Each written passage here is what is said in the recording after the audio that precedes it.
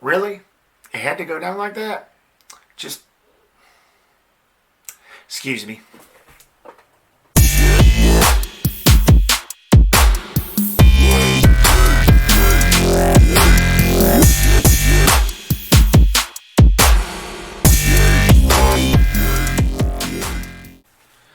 What's going on, everyone, and welcome back to the Repster, where movies and entertainment are our reputation. So Victor Crowley, also known as Hatchet 4, was released in 2017. It had been 10 years since Victor Crowley terrorized Honey Island Swamp. After a plane crashes, Victor is mistakenly resurrected, therefore continues his bloody reign of terror once again. Hey, what's going on, folks, and welcome to the final piece of my Hatchet review series. As I stated before, this is the fourth in the Hatchet films.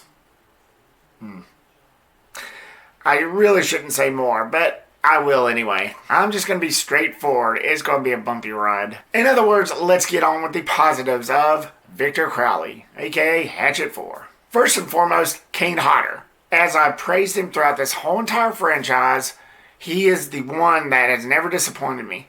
He's very vicious. He knows how to play these characters, especially ever since, as I stated before in the other Hatchet films, he donned the screen as Jason Voorhees in Friday Part 7. He's very well performed. I really do like the way he carries himself. And of course, this film, Victor Crowley, has come out 4 years later after Hatchet 3, and he still hadn't lost his touch. He really hasn't. And I don't know if I was going to add this into the mixed or the negatives, but I might as well put it into the positives, because I actually did think this guy's performance was pretty good. Shen, who plays the main character Andrew in this, and the last film. I didn't really think to mention him in the first few because I just didn't really think it was necessary. But since he played the same character in the last one, I figured why not. And he also played a character in the first, and he played a character that was related to the character in the first. And then this is the first time in Hatchet 3 where he played someone entirely different, unrelated. And then he plays the same character in this film. And I thought his performance was pretty good. He was the one that was actually keeping it together. And like one of the last ones that was actually keeping this film together. I didn't really have a problem with him. And unfortunately, those are the only positives I can say about this film, because this movie, Victor Crowley, was just not that good. It just wasn't good at all. So naturally, let's slide into the negatives. The direction. This returns Hatchet 1 and 2's director Adam Green, and this is actually set 10 years after the events of the first film. Now when you think about it, the first 3 films took period over 2 days, I believe. So they're actually calling this 10 years to the date after the events of the first film. And it's the only one in the franchise that actually doesn't start right away, like a split second like the first 3 did after one another. Which I don't really have a problem with. It's good to go in a new direction every now and then, but it just depends on how you do it. And they just didn't do it that well in this. Okay, first of all, let me just say the 10-year period I didn't have a problem with. Again. But then the movie sort of goes downhill after that. It just didn't feel the same when they decided to go with the direction that they did. It felt lackluster. And need I say the kills. I have praised the kills throughout this franchise in the first 3. But in this, no. Just no. They just wasn't as memorable. Now, I understand, I realize that there's just so many ways that you can kill a man. They have tried every possible way, and most of the kills in Victor Crowley was just repeated. And it just wasn't memorable. Oh, and I need to mention one scene where I can't even go into detail, because if I do, I feel like this video will get taken down, because that's how bad it was, even for horror fans like me. But there's one particular kill that was done with one of the characters that was just so gruesome, so horrible, and just does not fit at all. It was just useless. I never really understood why they chose to go this route, but watch the movie and you'll know which one I'm talking about. But it's just, like I said, it's too graphic even to describe. And I just feel like if I do describe it on here, in this video, you will not see no more. Of course, I will try to upload it again, but what's the point? I'll just say this. It's what I call the upskirt kill. And I'll just stop at that. But yeah, the kills wasn't all that memorable because you pretty much seen them all in the first three. Especially the third one, they just pretty much wiped off like all of the rest of the kills that you could think of. That they could think of to kill somebody. And it felt like a repeat. A repeat. Just like Victor Crowley himself. A repeat. And I've got to mention how they resurrected Victor Crowley in this. That dumbest, stupidest way anybody can think of to resurrect a character like this. They could have gone with a million different other options, but they chose to do it like this.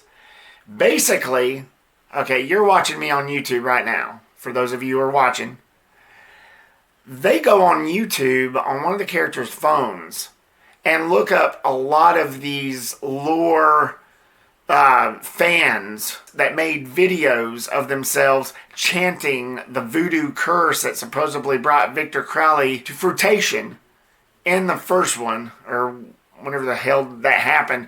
I believe it was like 1963 is when all that happened with his mother dying and the voodoo curse being placed on him and all that stuff. Well, they basically went on YouTube. And, you know, it was kind of interesting because you did get to see, like, Tony Todd in, like, one of the videos, like, just a little surprise cameo, but that was it. But there really was no significance there. All he was there for was just the stupidity of how this film began and how the resurrection process began, which was just, again, stupid. I'm not retracting my statement. It was stupid. It was dumb to think that somebody could get resurrected from a YouTube channel, from a YouTube video. Come on. Maybe YouTube brought Victor Crowley back from the dead. Do you even hear yourself? Which made the impact really weak. Because as soon as that happened, as soon as you knew how they handled that, the rest of the movie was just on a slope. And it just never really caught on. It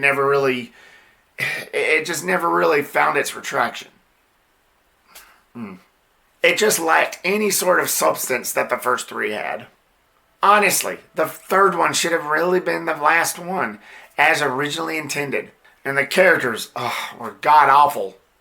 I mean, other than Perry Shen and Kane Hodder, the great Kane Hodder himself, the rest of them you just didn't care about. You get this one snobby chick that just does nothing but complain, and this moron that thinks he knows everything, and he tries to rationalize, but it just comes out stupid.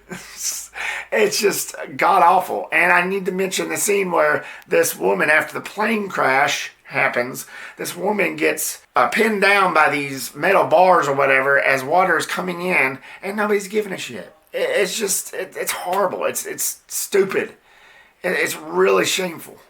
I mean, you don't care about anybody in this. Anybody. Other than Perry Shen and Kane Hodder. Just a waste. Just a complete waste. And I've got to mention the jokes. Oh my gosh. These films were always known for his campy style. The first three jokes, that they had in each of those were fine. I didn't have a problem with any of them. But they just went overboard in this. With some of the jokes, it was so unbearable that I just had to turn my head. It was making me cringe. I was scratching my head. I was almost to the point of, really? Y'all gonna go that way? I couldn't handle it. I'm just amazed I was actually able to finish the whole film from that point alone. They were so god-awful that at some points I wanted to take a screwdriver and drive it into my freaking ear. Enough said. Victor Crowley, aka Hatchet 4, just felt nothing more than a cash grab. It really shouldn't have been made because the way the third one ended, the third act in that film, it was so satisfying that any more movies would have ruined it. And this one pretty much proved my point. It just really shouldn't have been made. The third one should have been the last one, as I'm sure was originally intended. And it's sad because Adam Green directed some awesome first two sequels of this. Hatchet 1 and 2 were pretty awesome, pretty good. I mean, especially the first one. And then he just drops the ball with this one. It just is like a slap in the face. I would skip this one completely. Other than the great Kane Hodder, Victor Crowley is a swing and a miss. And you really should trash it. So, Victor Crowley, have you seen it? What did you think of it? Did you like the direction that it went in? Did you find anything about this appealing? Or did you find it the dumbest, most stupidest sequel out there and just awfully horrendous like I did? Leave me your comments down below and give me your thoughts. Thank you so much, guys, for watching this video. Again, I apologize for waiting a whole week and a half. I just had this movie on my mind and I remember how it was, and I guess I was just trying to muster up enough energy to do it. That's my reasoning. That's my excuse, and I'm sticking with it. But I promise you, I will try not to wait as long next time. But I can't make any promises because I have been very busy. I've been just busy up the wazoo. But I will try to get back into the game as inspired and as busy as I have been on this channel this past summer. And this past year has just been crap for a lot of us, and I guess that's kind of the reason why we're into a new year now and we're hoping for the best. So I guess that's why I haven't really been that motivated, but I'm gonna try to kick myself in the butt if I have to. But again, thank you so much, guys, for watching this video. Like, subscribe, share, and I will see you on the next one, whatever it may be. Peace the Reptastic.